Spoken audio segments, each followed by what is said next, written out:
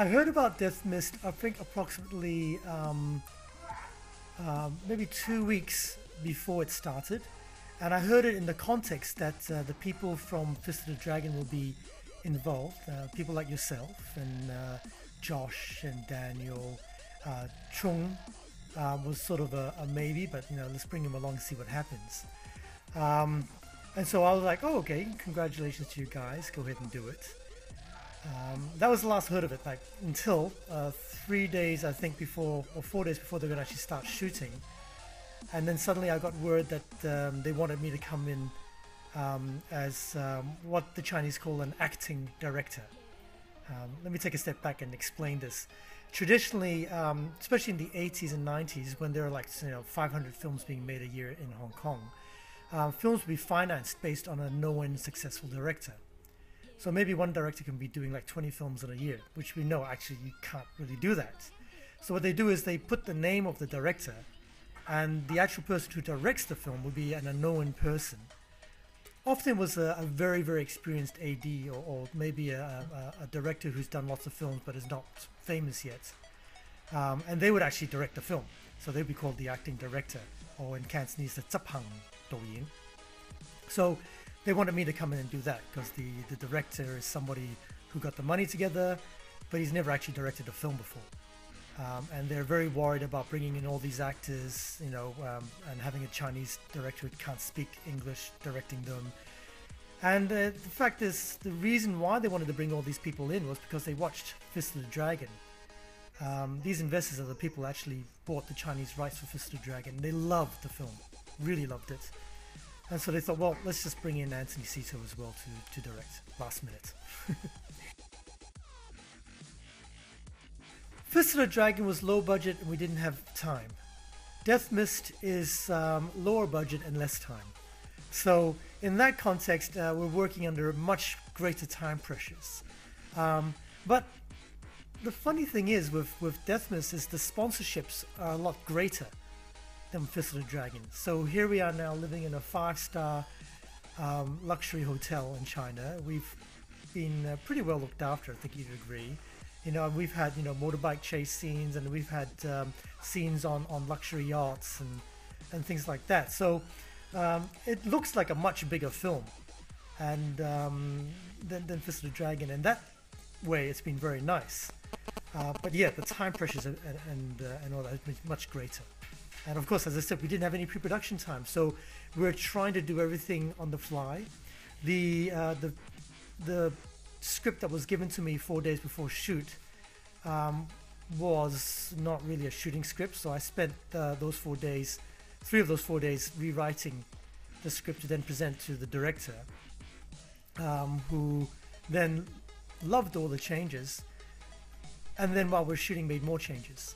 So I basically would start the day not knowing where I was shooting, what the place looked like, who would be in the scene, and what the scene was about. No idea. So I turn up with the script given to me on the spot, looking, at this new, location, like, wow, this is neat. What's it for? And then getting the script and like, oh, so Maria is fighting Sinsin. Okay, where are they? And then immediately working it out, and then just putting it together very quickly with the camera crew and everybody in lighting and making it work with the tight time constraint. There's nothing in Australia would ever compare to this. So let's just put that aside. Nothing. This is more like Hong Kong in the 80s. And it's funny because we brought in a very well-known 80s star, Bruce Leung, to come in. And he and I were having a bit of a chuckle because, he was watching me work and goes, oh, this reminds me of the old days in the 80s.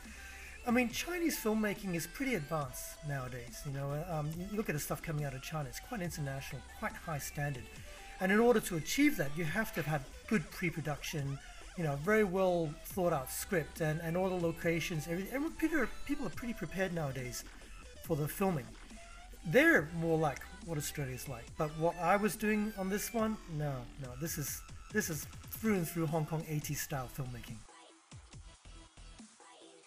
Hong Kong 80s style was full-on production line filmmaking, and that's where you they came up with this invention of the acting director. You know, it's just basically people who were full-time crews for Golden Harvest, for Shaw Brothers, and they might be moved around. You know, so yesterday they were doing a scene from one film, and the next day they've got that same place set up with the same sort of stuff, but different stars coming in. And so they'd be filming with a completely different bunch of actors and director. You know, and the acting director might have been acting directing for another film and happened to have a day off and got a call that night saying, oh look, you know, we need to shoot this scene because it was raining the other day, now it's free, come on in. So this acting director would come in, pick up the script and ask, you know, what happened before, what happened after, who are the actors, this is the location, who's supposed to be the name director? Oh, okay, I know his style, let's make it happen.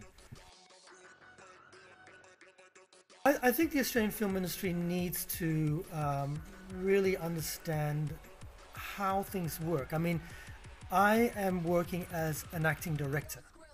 I think there's a lot of people, for starters, you know, what in the hell is an acting director? So on the set, I am the director. You know, and even the director with the name as director sits next to me and asks me, you know, what's happening in this and that. And I would of course refer back to him and saying, you know, is this what your vision is? You know, is this what your audience is looking for? You know, he's totally Chinese. He knows the Chinese audience more than I do, but he doesn't know how to make a film. He doesn't know how to physically order the people around, talk to the actors, get a performance out of them, make sure the camera angles tells the story. He doesn't know that sort of stuff. So you have to be able to understand the craft and not get upset by the fact that, oh, you know, my name isn't the one that's big up in big lights and all that. It's working the industry and understanding that you're working the industry and not glorifying yourself in it. You know, so if you want to work it, you have to be like that. And I think it goes whether you're working as the DP or the editor or one of the investors. All right, it's not about the name and the award, it's about the business. You know, you're here to make the money back for the investor, and then the investor will hire you again. I mean, we've wrapped, we're now editing, and we had our wrap party last night, and you heard you filmed the investor getting up there, and he's so happy with us, he's so pleased. We've gone far beyond his expectation, and he's immediately up and running and bankrolling the next film, and he wants us in it. And that's how it works. You want to work in China, you work the industry, you prove yourself, and you'll keep on coming back for more work. There's so much work happening here.